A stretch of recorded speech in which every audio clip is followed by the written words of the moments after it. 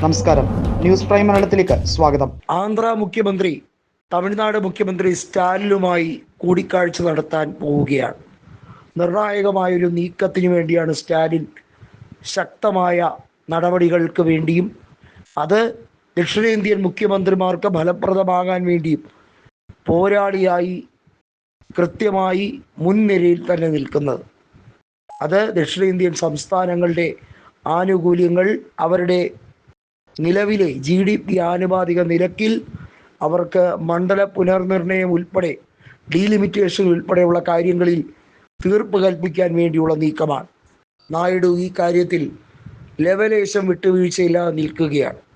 നായിഡു വളരെ വ്യക്തമായി തന്നെ പറയുന്നു, തൻ്റെ സംസ്ഥാനത്ത് ഗുജറാത്തിനേക്കാൾ ജനസംഖ്യയുണ്ട്. ആന്ധ്രയുടെ വികസനത്തിന് ലോക്സഭാ സീറ്റുകൾ 25-ൽ നിന്നും 30 തന്നെ ആക്കണം. വളരെയധികം ജനങ്ങൾ തിങ്ങിപ്പാർക്കുന്ന മേഖലകളിൽ ലോക്സഭാ സീറ്റുകളുടെ ബൈഫർക്കേഷൻ നടന്നേ മതിയാവുകയുള്ളൂ. പല ലോക്സഭാ സീറ്റുകളെയും 2ആയി വിഭജിക്കേണ്ട സമയം അതിക്രമിച്ചിരിക്കുന്നു.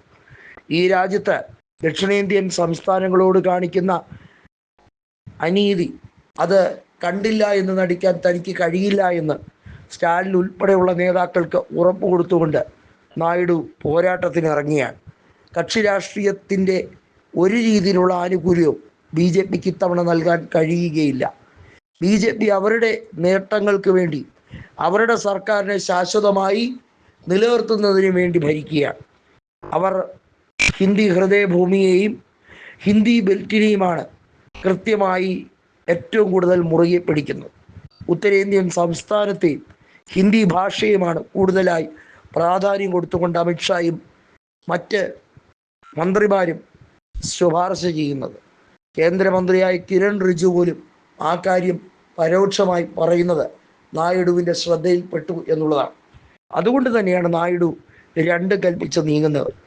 ഇതിനകത്ത് ഉണ്ടാകുന്ന പൊട്ടിത്തെറി എന്ന് പറയുന്നത് അത് താൽക്കാലികമായി അത് പുറത്തുള്ളവർക്ക് മനസ്സിലാക്കാൻ ബുദ്ധിമുട്ടായിരിക്കും. പ്രത്യേകിച്ചും ഇന്ത്യ മുന്നണിയെ പരിഹസിക്കുന്നവർ, കുറ്റപ്പെടുത്തുന്നവർ ഗോദി മീഡിയകൾ ചോദിക്കും, മറ്റ് ഏതെങ്കിലും മീഡിയയിൽ വരുന്ന വാർത്തകൾ എങ്ങനെയാണ് BJPയുടെ മുന്നണി സംവിധാനത്തെ തളർത്താൻ പറ്റുക, തകർക്കാൻ പറ്റുക? ഇതൊക്കെ തെറ്റായ വാർത്തകളല്ലേ എന്ന്. വാസ്തവത്തിൽ നീറി പുകഞ്ഞുകൊണ്ടിരിക്കുകയാണ്. നായിഡുവിൻ്റെ അവകാശവാദങ്ങളെ ഒന്നും തന്നെ BJP അംഗീകരിക്കുന്നില്ല, എന്നാൽ നിരാകരിക്കുന്നുമില്ല എന്നുള്ളതാണ്. നിരാകരിക്കാത്തതിൻ്റെ പ്രധാനപ്പെട്ട കാരണം മുന്നണി സംവിധാനത്തിൽ TDP ഒരു സുപ്രധാന ഘടകമായതുകൊണ്ട് തന്നെയാണ്. TDPയെ പിണക്കിക്കൊണ്ട് താൽക്കാലിക നേട്ടം ഒന്നും തന്നെ BJPക്ക് കൈവരിക്കാൻ കഴിയില്ല. എന്നാൽ TDPയെ ശാശ്വതമായി അടുപ്പിക്കാനും കഴിയില്ല. 1ാം മോദി മന്ത്രിസഭയിൽ അംഗമായിരുന്നു TDP എങ്കിലും പിന്നീട് TDPയുടെ മന്ത്രിസഭയുടെ അവരിലെ പ്രാതിനിധ്യം തന്നെ എടുത്തു കളഞ്ഞു. കാരണം കേവല ഭൂരിപക്ഷം ഉണ്ടായിരുന്നു.